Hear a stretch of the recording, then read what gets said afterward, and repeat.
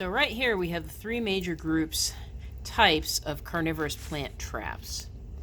So there's basically the pitfall trap or the pitcher trap, which is what I've got up here. This is an American pitcher plant. This is Sarracenia. So this one's called Dana's Delight. This one actually just opened. These are some of the older ones. Kind of dried out a little bit. But basically the insects kind of crawl along here. There's a little bit of a sticky edge. Then they come up here and then they fall in and they get digested in the bottom here. So you can see this is what the new leaf comes out looking like. And it just kind of looks like a narrow leaf, but it'll open up into one of these pitchers. So right here we have the very famous Venus flytrap. Let's see if I can, it's pretty healthy right now. You can buy these actually at Walmart. They're pretty easy to purchase. And if it's healthy, it'll close right up for you. Let's see if I can do this. No depth perception. Closes right up. Now, these will open fairly quickly after they close if there's nothing in there. So to keep them closed, you really have to have an insect that's moving around. The movement of the insect keeps stimulating the plant. Now, these little things right here, these are actually the capsules of the moss that's in here. So they're the reproductive structures of the moss. They don't have anything to do with the Venus flytrap. Just happen to have some moss growing alongside. Now, probably one of my favorite carnivorous plants are these touch traps. So right here, let's get a new one. This is a Sundew. This is Drosera binata. So Drosera is the whole genus Sundew. There's a lot of different species. Some of them are actually native to North America, and you can see with my finger here, these things are really sticky. So these are trichomes or leaf hairs, and at the end they have mucilage that's very sticky. And if you're a tiny insect, like say a fungus gnat, like these, they get stuck and they get digested. So those little hairs will fold over. They have some digestive enzymes, and it will actually break down the bugs. So you can see over here that one of these is just coated with all of the fungus gnats that I used to have that I don't have anymore because my Sundew loves to eat fungus gnats. It's one of the reasons I like keeping Sundews around. That, of course, is for educational purposes. So over here is kind of my original pot that I got a while back. So it's really, really bright right now because I've got this grow light right there. It's a nice grow light. So I've got this on a west-facing window. So they don't have to have the grow light all the time. The grow light's really just for supplemental. But it does help them to grow, especially for sundews and pitcher plants. Really the pitcher plant, this American pitcher plant, the Sarracenia, does much better outside. But they're not super cold hardy, so at least in our Missouri winters, I bring it in. So notice here at the bottom, I've got them sitting in water. They have to sit in water, but they have to sit in distilled water. And the potting soil that they're in is not normal potting soil. It must be basically free of any nutrients. If you ever fertilize these, they're likely to die. Now, some people will add a little bit of fertilizer basically to the surface of the leaf, which is basically where they digest the insect. That's how they get their fertilizer. But if you add it to the soil, your plants are going to die. The other type of carnivorous plant that I have are these. These are called Nepenthes, and this is a tropical pitcher plant. So unlike the American pitcher plant, notice they've got this fairly normal looking leaf, and then they've got this funny looking thing at the end. This is called the tendril, and this is touch sensitive. So in the wild, this will actually wrap around tree branches and things. Now at the very tip, you can kind of see a little bit here, that's actually what can turn into, and I say can because it doesn't always, that's what will turn into the pitcher.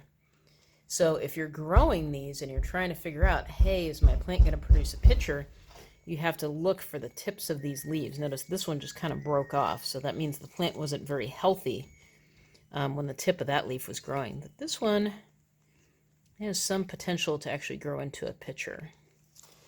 So this one is Nepenthes alata. It usually grows pretty long and thin. It's fairly easy to grow. It doesn't have really large pitchers. I kind of made it mad over the summer, so it's not producing a whole lot of them. So we've got this little short one, what's left of one right here. But you can kind of see that's kind of about, it's a little bit small, but they're approximately that size. A little bit bigger, but not a whole lot. Then over here, I've got, this is the pitcher plant called Miranda, which is actually male. These pitcher plants are either male or female. It doesn't matter, they'll all produce pitchers. So here's the tip of the tendril. So that might become a pitcher. You can see this one.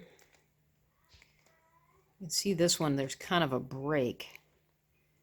It's growing and then there's kind of a break in it. So this one is probably dried out and it's probably not going to produce a pitcher. And usually that happens when you don't keep them consistently moist. They have to stay moist, but you don't want them to actually be sitting in water, because if they sit in water, they can actually rot.